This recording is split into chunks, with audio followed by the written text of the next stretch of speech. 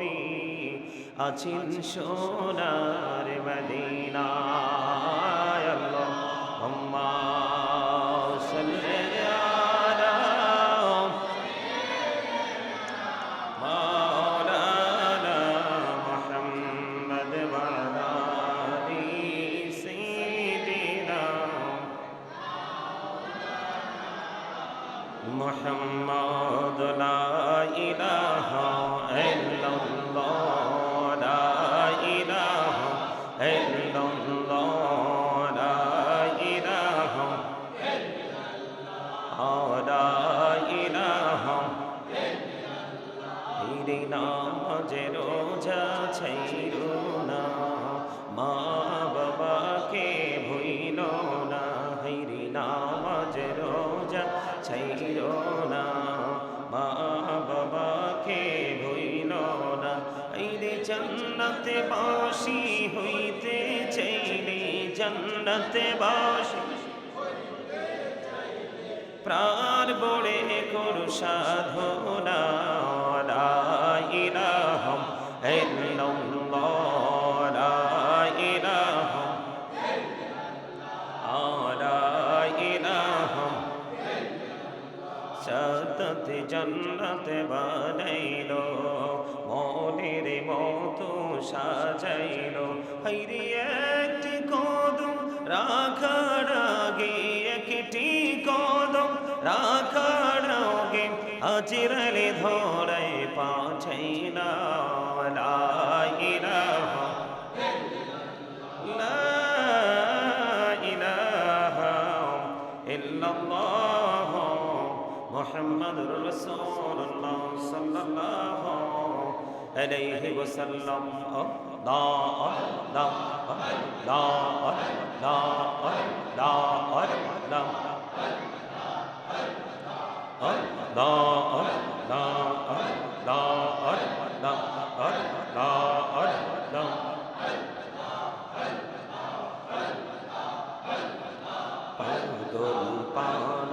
মনটা শুধু খুঁজে দিবানিশি কেমন করে বলবো গো দয়াল কেমন করে বলবো গো দয়াল তোমায় ভালোবাসি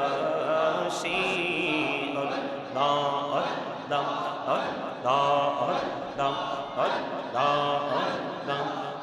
পৃথিবী বড়ই নিঠুর তো ভালোবাসা আমার খেরে পাবো তোমায় আমার খেরে পাবো তোমায় এই তো মনে আশা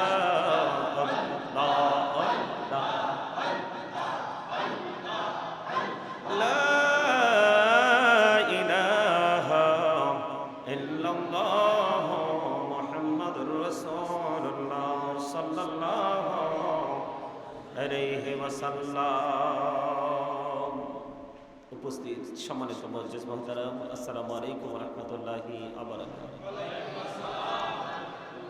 আল্লাহ রাব্বুল আলামিনের দরবারে লক্ষ কোটি শুকরিয়া জ্ঞাপন করছি যে আল্লাহ রাব্বুল আলামিন আজকে আমাদেরকে রমজানের একেবারে শেষ দিনটা জুম্মার মধ্য দিয়ে আমরা বিদায় করার মতো সৌভাগ্য হয়েছে। আল্লাহ আমাদেরকে সে নিয়ামতটুকু দিয়েছে।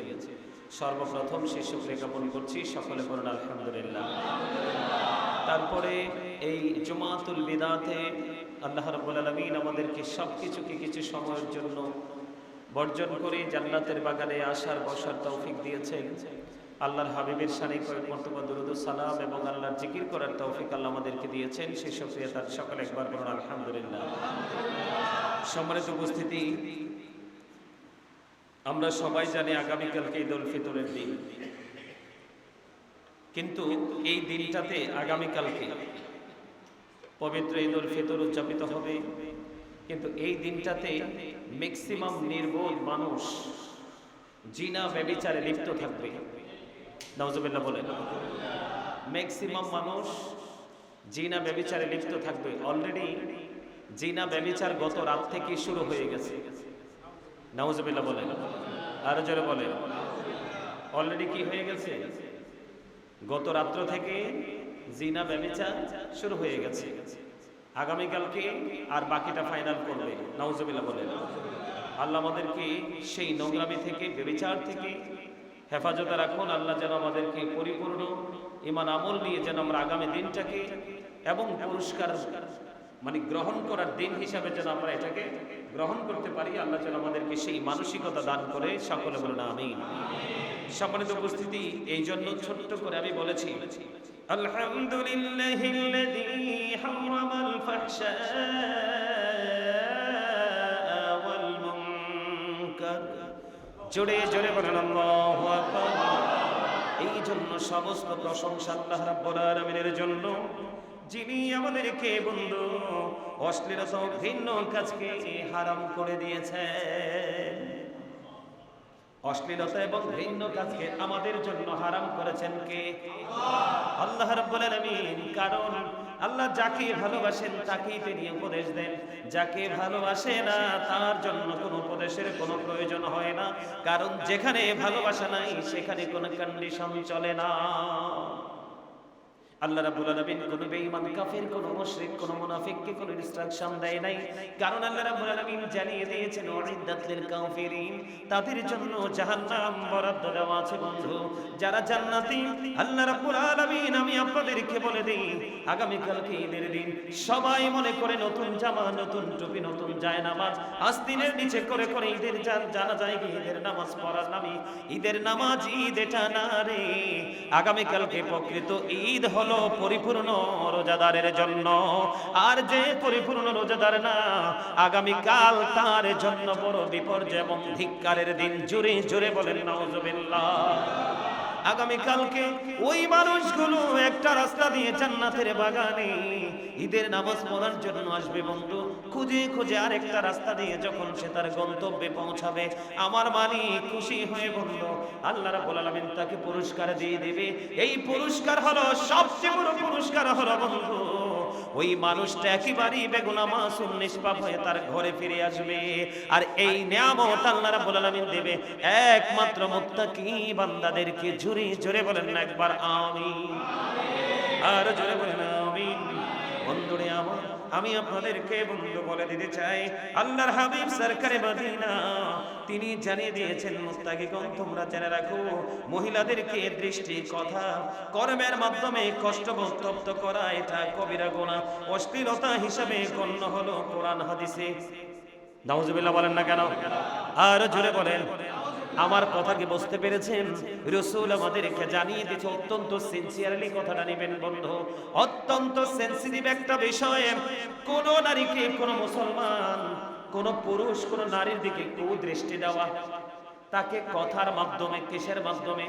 দৃষ্টির মাধ্যমে, কথার মাধ্যমে, ও বন্ধু কর্মের মাধ্যমে তাদেরকে উত্তপ্ত করা কবিরা গুনাহ, অশ্লীলতা হিসেবে গণ্য। যাকে কোরআন মাজিদ ও নবী করিম সাল্লাল্লাহু আলাইহি সাল্লাম এটাকে 100% নিন্দা জ্ঞাপন করেছেন। জোরে জোরে বলেন না নাউজুবিল্লাহ। আমাদের সমাজের মধ্যে আছে না? আরো জোরে বলেন। ইয়াং জেনারেশন তো আছেই বটে, কিন্তু আমাদের সমাজের মধ্যে কিছু মধ্যবয়সী পুরুষ এসব অশ্লীল কাজে ব্যস্ত থাকে। আছে না নাই? আরো জোরে বলেন। দোকান পাঠে বা চৌরাস্তায় সমনিতে দাঁড়িয়ে থাকবে, কোন নারীর দিকে কুদৃষ্টি দেবে, তাকে উত্তপ্ত করার মতো তার বডি ল্যাঙ্গুয়েজটা সে প্রকাশ করবে। ও বন্ধু, এটা 100% কবিরা গুনাহ। জোরে জোরে বলেন না নাউজুবিল্লাহ। আমরা এই নোংরা কাজ, এটাকে ব্যভিচার বলা হয়, আমরা যেন আল্লাহ আমাদেরকে ব্যভিচার থেকে হেফাজত করে। জোরে জোরে বলেন আমিন। আর জোরে বলেন না আমিন। এটা সমাজের মধ্যে গোলযোগ, ফিতনা ফাসাদ সৃষ্টির মাধ্যম। এই যে কুদৃষ্টি, তাদেরকে নিয়ে বাজে মন্তব্য করা, বাজে কথা বলা, তখন কিন্তু নারীটা কি হয়ে যায়? একটু বেসামাল হয়ে যায়। কথা বলে না কেন? তখনই কিন্তু সমাজের মধ্যে, ফ্যামিলির মধ্যে, আপনার মহল্লার মধ্যে তখনই বন্ধু গোলযোগ সৃষ্টি হয়ে যায়। আল্লাহ রাসূল বলেছেন এটা ফিতনা ফাসাদ ছাড়ার কিছুই নয়। জড়িয়ে জোরে কন্যা নাউজুবিল্লাহ। আল্লাহর কোরআন, আল্লাহ রাব্বুল আলামিন তিনি বন্ধু জানিয়ে দিয়েছে, আল্লাহ রাব্বুল আলামিন জানিয়ে দিয়েছেন আল ফিতনাতু আশাদ্দু মিনাল কতল। সমাজের মধ্যে গোলযোগ সৃষ্টি করা, ফিতনা সৃষ্টি করা, এটা হত্যার চেয়ে বড় জঘন্য অপরাধ। আপনি একটা তলোয়ার নিলেন বন্ধু, একজনের গলার মধ্যে ছুরি চালিয়ে দিলেন, তাৎক্ষণিকভাবে সে স্পট ডেড জায়গার মধ্যে সে শেষ হয়ে গেল। কিন্তু বন্ধু আরেকটা হত্যা আছে, যেটা হলো ওটা হত্যার চাইতেও জঘন্য অপরাধ, যেটা আপনার ফ্যামিলির মধ্যে, দুই ভাইয়ের মধ্যে, দুই ভাবির মধ্যে, দুই বোনের মধ্যে, এই ঘর এই ঘর, এই বাড়ি ওই বাড়ি, এটার মধ্যে বন্ধু বিভিন্ন ভাবে ফিতনা সৃষ্টি করা। আল্লাহ রাব্বুল আলামিন কোরআনে শেয়ার করে দিয়েছেন এটা হত্যার চাইতেও বড় ভয়ঙ্কর অপরাধ। জোরে জোরে বলেন নাউজুবিল্লাহ, আর জোরে বলেন না নাউজুবিল্লাহ। বন্ধু শুধু তাই নয়, শুধু তাই নয়, সবচেয়ে বড় ভয়ঙ্কর কথা হলো, ও বন্ধু, যেই পুরুষ অবৈধ ফিজিক্যাল মেলামেশা, অবৈধ দৃষ্টি, অবৈধভাবে ব্যভিচার করতে পছন্দ, সায়েন্টিফিক এবং বন্ধু চিকিৎসকদের মতে এইডস রোগের কারণই হলো এই ব্যভিচার। ওমা নাউজুবিল্লাহ বলে না কেন? এইডস রোগ কি ভালো? কথা বলে না কেন? ব্লাড কে পুরো ডিমোলিশ করে দেয়। বাংলাদেশে অনেক অনেক ছেলে আছে, কারণ ছেলেরা তো কর্ম করতে হয়, তার ফ্যামিলি পরিবার এবং তার ফিউচার নিয়ে ভাবতে হয়।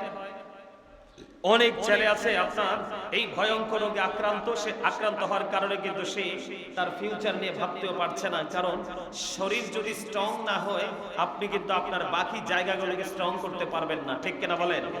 তাহলে এই ব্যভিচার হলো কি এইডস রোগের মূল কারণ। আর এই ব্যভিচারটা কখন তৈরি হয় বলবো? কথা বলে না কেন? বলবো ব্যভিচারটা কখন তৈরি হয়? এই যে আমি একটু আগে বললাম যে জিনা, ব্যভিচার, এটা কেন বললাম বলবো? বন্ধুরে আমার, এই যে অন্য মহিলার দিকে অবৈধ দৃষ্টি দেওয়া, অন্য মহিলার দিকে নজর দেওয়া, তার দিকে তাকিয়ে তাকে নিয়ে বাজে মন্তব্য করা, এটা শয়তানের তাসবিহগুলোর মধ্যে, ইবলিসের তাসবিহগুলোর মধ্যে একটা বড় ভয়ঙ্কর তীর। কথা কয় না কেন? তীর মারলে একটা পশু কি ছিদ্র হয় কিনা? কথা বলে কেন? তার মধ্যে স্পট হয় কিনা? এমন হতে পারে ডেড হয়ে যেতে পারে, স্পট ডেড, ঠিক কিনা বলে? বন্ধুরে আমার, ঠিক তেমনি ভাবে একটা মানুষ যখন বিনা তার সাথে দেখা করা জায়েজ নয়, তার দিকে কুদৃষ্টি দিয়ে বাজে মন্তব্য করতে থাকে, আপনার আমার প্রাণের রাসূল জানিয়ে দিলেন বন্ধু, এটা ইবলিসের তাসবিহগুলোর মধ্যে একটা ভয়ঙ্কর তীর। জোরে জোরে করুন না নাউজুবিল্লাহ, আর জোরে বলুন না নাউজুবিল্লাহ। বন্ধুরে আমার, ও বন্ধু, আল্লাহর হাবিব জানিয়ে দিলেন, আল্লাহর হাবিব জানিয়ে দিলেন, ও দুনিয়ার মানুষ, আমি আমার এই মুসল্লিগুলোকে জানিয়ে দিতে চাই, বিশেষ করে আমি আমার মা বোনদেরকে কথাটা কান খুলে শোনার জন্য বেশি অনুরোধ করব। কারণ বন্ধু, আল্লাহ রাসূল বলেছেন, তোমরা লোহার একটা হাতুড়ি নাও, লোহার একটা হাতুড়ি নিয়ে তুমি তোমার মাথার মধ্যে ইচ্ছে মতো আঘাত করতে থাকো, এটা তোমার জন্য অনেক উত্তম, এটা তোমার জন্য অনেক নেয়ামতের। একটা বেগানা নারীকে স্পর্শ করার চাইতে, নাউজুবিল্লাহ বলেন না কেন?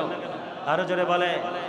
এখন আল্লাহর হাবিব জানিয়ে দিয়েছেন, আমার দিকে তাকান, আল্লাহর হাবিব জানিয়ে দিয়েছেন, ও পুরুষেরা তোমরা কান খুলে শুনে রেখো, এই দুনিয়ার পুরুষ মুমিনেরা তোমরা কান খুলে শুনে রেখো, যেই বিবির স্বামী তার কাছে নেই, ওই বিবির আঙ্গিনায় কোনো বেগানা পুরুষ কদম দিতে পারবে না। আল্লাহর হাবিব টোটালি নিষেধ করে দিয়েছে। আল্লাহ রাসূল বলেছেন, একজন নারীর স্বামী কাছে নেই, সে অত্যন্ত নীরব একাকী থাকতে পছন্দ করে, কিন্তু সমাজের কিছু ক্যারেক্টারলেস আছে না নাই? কথা বলে না কেন? ওই বাড়ির আঙ্গিনা, ওই জানালা, ওই বাড়ির চিপায় সে উকি দিতে থাকে। আল্লাহ রাসূল বলেছেন, তোমার কিছু করতে হবে না। কোন কারণে যদি ওই বেগানা নারী, তার স্বামী বাড়িতে নেই, তার বাড়িতে একটা খাট আছে, খাটের একটা বিন্দু পরিমাণ কোণায় যদি তুমি বসো, আল্লাহ রাসূল বলেছেন তোমাকে কোনো অপরাধ করতে হবে না। শুধু বেগানা নারীর ঘরে গিয়ে তুমি শুধু তার খাটের কোণে একটা অংশে তুমি বসেছো, আল্লাহ রাসূল জানিয়ে দিলেন তোমার জন্য তো ভয়ঙ্কর জবর সাপ জাহান্নামের মধ্যে বরাদ্দ করে আছে, এটার সবল থেকে তুমি কোনোভাবেই বাঁচতে পারবা না। জোরে জোরে বলেন না নাউজুবিল্লাহ, আর জোরে বলেন না নাউজুবিল্লাহ। বন্ধুরে আমার, আল্লাহ রাব্বুল আলামিন কাল হাসরের ময়দানে আপনার কান, আপনার চোখ, আপনার হৃদয়, এইগুলো প্রত্যেকটা সম্পর্কে কোন ভাবে এই কান আপনার এই হৃদয়টাকে, ও বন্ধু, আপনার চোখটাকে কোন কাজে আপনি কাজে লাগিয়েছেন, সঠিকভাবে কাজে লাগিয়েছেন কিনা, সঠিক ব্যবহার করেছেন কিনা, আল্লাহর কাছে অত্যন্ত নিখুঁতভাবে আপনাকে হিসাব দিতে হবে। আমি আপনাদেরকে আগে আগে একাধিকবার বলেছি, আল্লাহ বলেছেন ইন্নাল্লাহা সারিউল হিসাব, Allah is quick to take account, আল্লাহ হিসাব গ্রহণে অত্যন্ত তৎপর। এর মধ্যে সবচেয়ে বড় ভয়ঙ্কর সময় হলো বন্ধু যৌবনকাল। এই যৌবনকালের হিসাব হবে অত্যন্ত বিপজ্জনক, অত্যন্ত মর্মান্তিক। যৌবনকালের হিসাব না দেওয়া পর্যন্ত আপনি একটা সেকেন্ড পর্যন্ত নড়াচড়া করতে পারবেন না।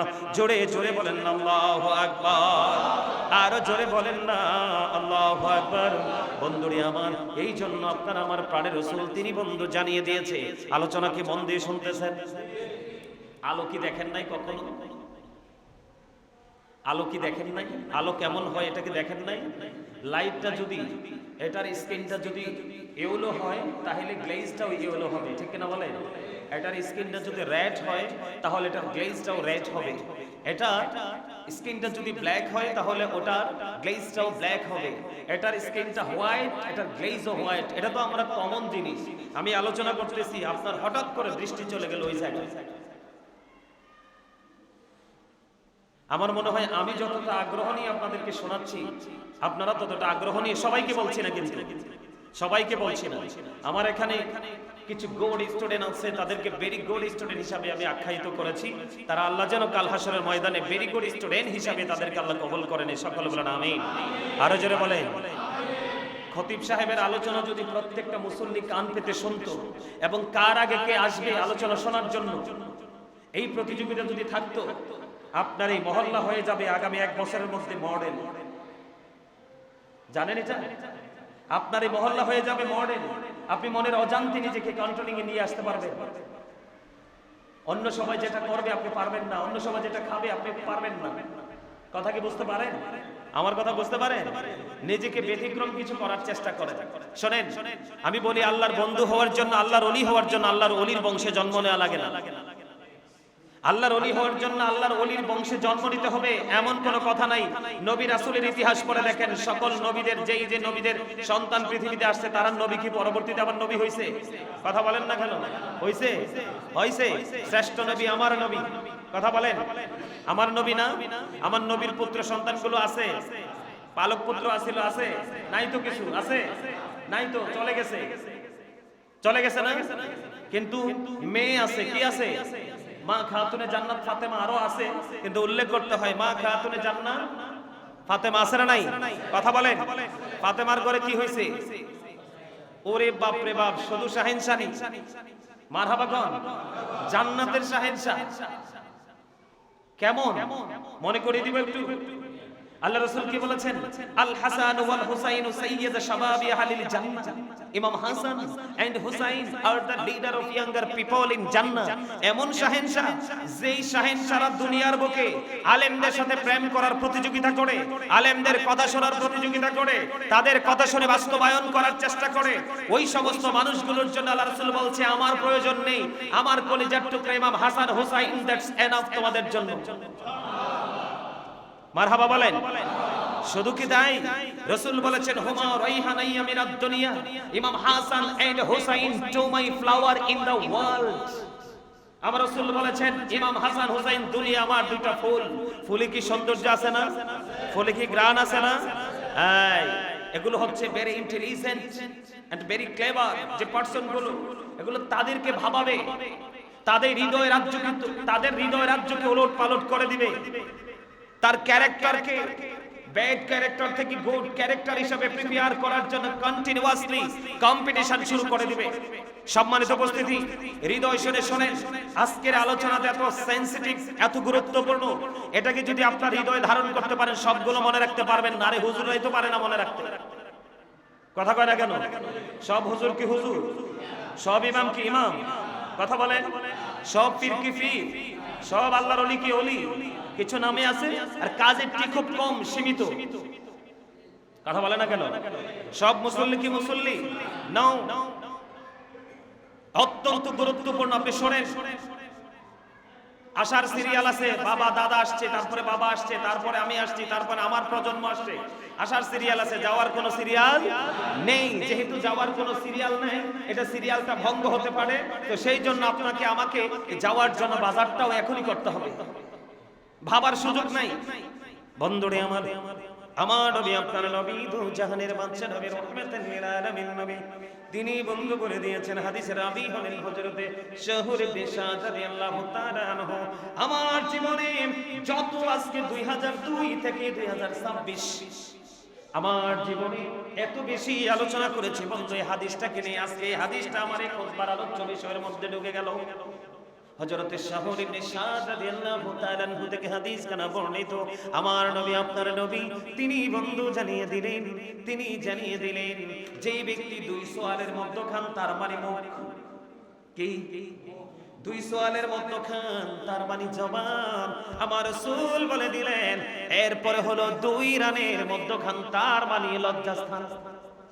আপনার আমার প্রাণের রাসূল সরকারে মদিনা তিনি বন্ধু জানিয়ে দিয়েছেন যেই ব্যক্তি দুই ঠোঁটের মধ্যখান এবং দুই রানের মধ্যখানের দায়িত্ব নিতে পারবে, আমি নবী কথা দিলাম আমি তার জান্নাতের জামিনদার হয়ে গেলাম।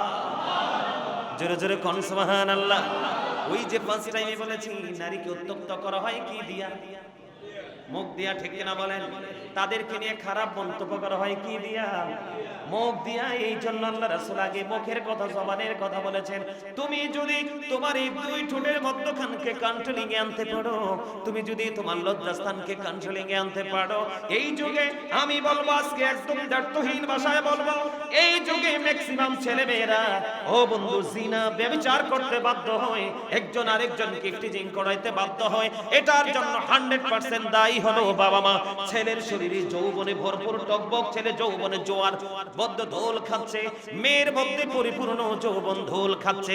আপনি আপনার বাচ্চাকে গ্রাজুয়েশন করানোর জন্য বিয়ে দিচ্ছেন না, বিয়ে দিলে কারো জীবন থেমে থাকে না। আমার পড়াশোনা এখনো বন্ধ চলতেছে, বন্ধ নাই। কথা বলে না কেন? বিয়ে করলে কি মানুষের জীবন থেমে যায়?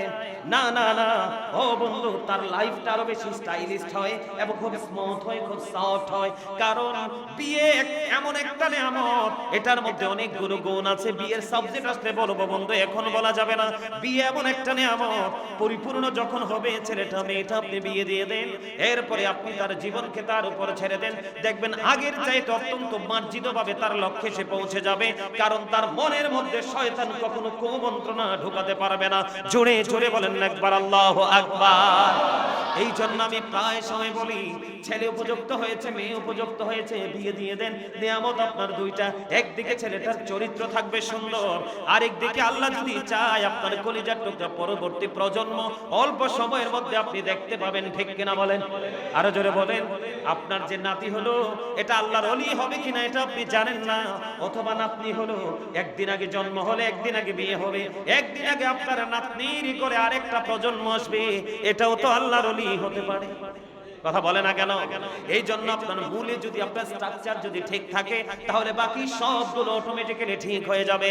তাহলে আমরা কি করব? আমার নবীর কথা অনুযায়ী আজকে থেকে নিজের সাথে নিজে কমিটমেন্ট করব, আমি আমার জবানকে অপ্রয়োজনে কাজে লাগাবো না, একেবারে সীমিত পরিমাণে কথা বলবো যদি প্রয়োজন হয়, অন্যথায় আমি কথা বলবো না প্রয়োজনীয় কথা ছাড়া। কথা বলে না কেন? ও বন্ধু, আল্লাহর হাবিব আরো বলে দিয়েছেন, আমি আপনাদেরকে বলে দেই অত্যন্ত ভয়ঙ্কর কথা বন্ধু। আপনার আমার প্রাণের রাসূল তিনি বন্ধু জানিয়ে দিয়েছেন, কুরাইশ গোত্রের যুবকদেরকে ডেকে বললেন, তোমরা তোমাদের লজ্জাস্থানকে হেফাজত করো, ব্যভিচার করিও না। কে নিষেধ করেছে? আমার প্রাণের রাসূল, আমার কলিজার টুকরা, ও বন্ধু আমার হৃদয়ের স্পন্দন। কারণ আন-নাবিয়্যু আওলা বিল মুমিনিনা মিন আনফুসিহিম, নবী মুমিনের জানের চাইতেও আরো কাছে। আপনার জান আপনার কাছে যত কাছে, তার চাইতেও নবী মুমিনের কাছে, সবার কাছে না, মুমিনের কাছে আরো কাছে। কারণ নবী ছাড়া আপনার জানও টিকবে না। সুবহানাল্লাহ বলেন না কেন? আপনারা কি সুবহানাল্লাহর আওয়াজ ভুলে গেলেন? কথা বলে না কেন? সুবহানাল্লাহ আলহামদুলিল্লাহ লা ইলাহা ইল্লাল্লাহ, সুবহানাল্লাহ আলহামদুলিল্লাহ লা ইলাহা ইল্লাল্লাহ, লা ইলাহা ইল্লাল্লাহ, লা ইলাহা ইল্লাল্লাহ। নবী আমার নূরের মুখস্থ করেন, আমি না থাকলে এগুলো পড়বেন না আপনারা। হ্যাঁ, এগুলো শিখতে হবে না আপনাদেরকে, এগুলো কিন্তু আমার লেখা। নবী আমার নূরের পুতুল জগৎ করলেন ও জালা রোজ হাসরে করবেন তিনি উম্মতের ফয়সালা সুবহানাল্লাহ ওয়ালহামদুলিল্লাহ সুবহানাল্লাহ ওয়ালহামদুলিল্লাহ লা ইলাহা ইল্লাল্লাহ লা ইলাহা ইল্লাল্লাহ লা ইলাহা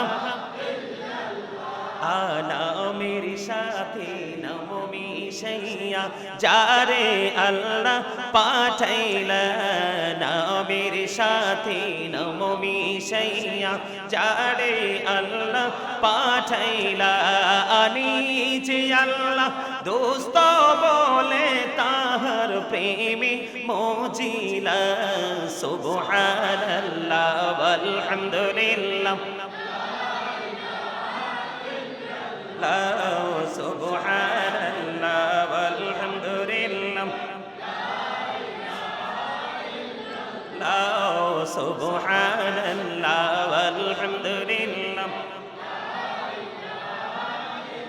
লা ইলাহা ইল্লাল্লাহ মুহাম্মাদুর রাসূলুল্লাহ সাল্লাল্লাহু আলাইহি ওয়াসাল্লাম।